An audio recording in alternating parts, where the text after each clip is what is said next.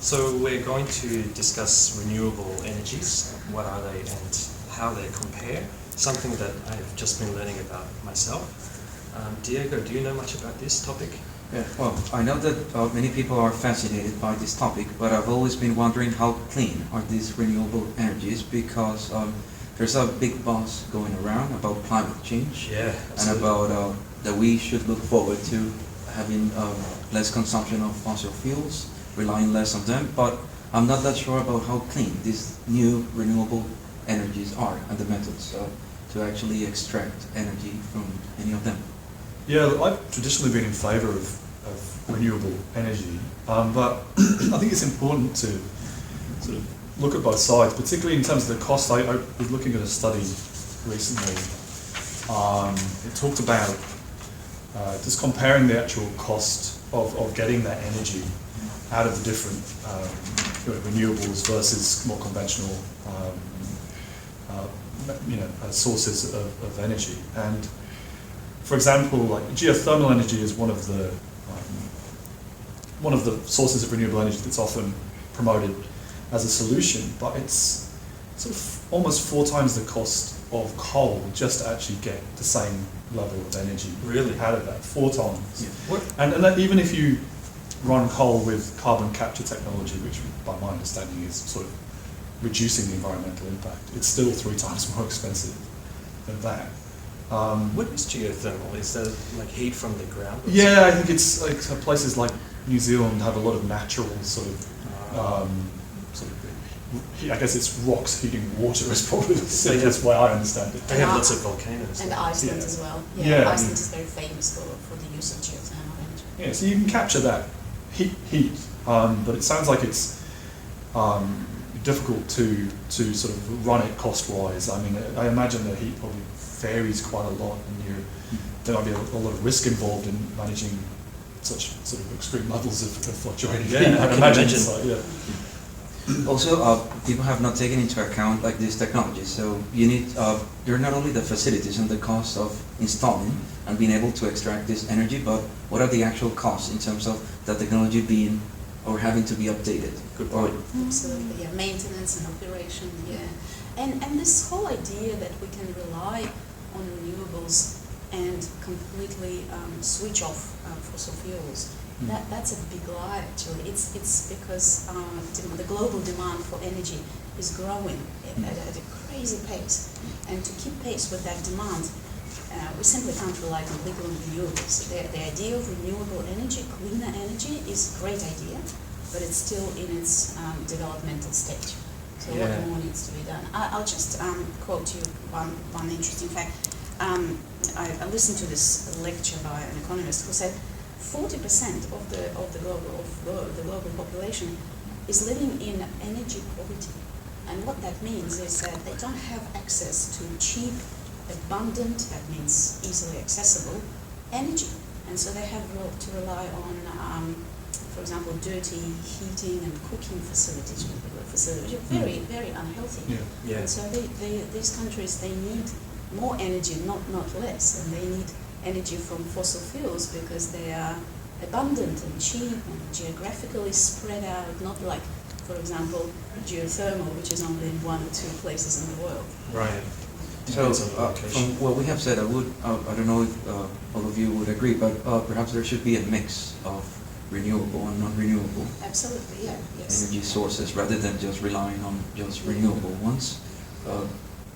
Taking into account that we have acknowledged the cost, not only of installing and extracting this energy, but also about perhaps having or developing countries having access just to basic, like electricity. Yeah. And gradual transition to Yeah. renewables as technology improves. No, I totally agree. To switch it off, I mean, people often talk about the economic impact and how it would impact people's jobs and so forth. That has to be a factor in it. But as you've suggested, I don't think many countries are actually capable of just making a sudden switch. I think it's fantastic that somehow, is it Portugal, I heard, have sort of made a switch to, I don't know if it's completely renewable energy, but certainly they're sort of one of the leading countries in that area. I didn't know that. Yeah, no, apparently, there may be a couple of others, probably, I imagine Scandinavia does these sorts of things quite well. Right, yeah. Yeah.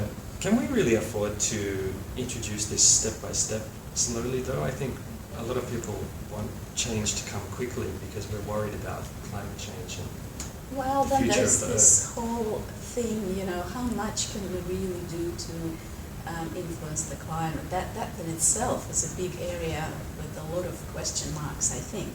You know, climate change is at least partially, but what part maybe majorly, a natural process. Now, climate has always changed, it will continue changing. Some of the human impact, of course, is at play, but how much? A lot of it is very uncertain. You know, my approach has always been, and I appreciate what you're saying, that if we can make a difference, we should make a difference, even if it may not be the major contributor, and we can debate, obviously, whether it is or it isn't. But I still feel that we should try to make a difference where we can.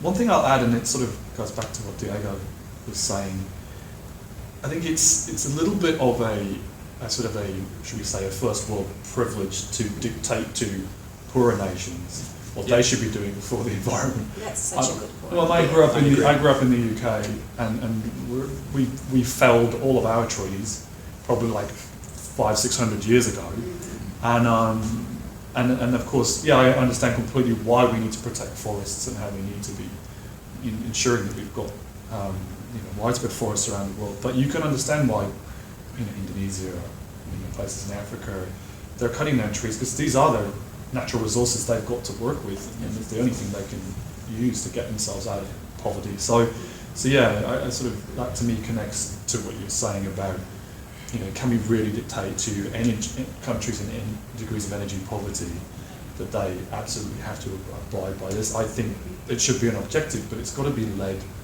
by the wealthier countries, and we've got to make sure that we're at least pulling our weight, if not actually assisting them where we can. So you're saying that the developed nations have more of a responsibility in this issue? That's a position. I could probably confidently say I'd argue that, just because I guess it's a case, as I say, like, can we really dictate to them that they're not allowed to use their resources in the way that we've already used ours? Yeah, I see your point. So, developed countries can afford to lead the world in renewable energy revolution or transition because we can afford it. And the reason we can afford it is because we have developed our economies and we have prospered thanks to fossil fuels. So everything we have is thanks to fossil fuels. Our comfort, our freedom from backbreaking labor, our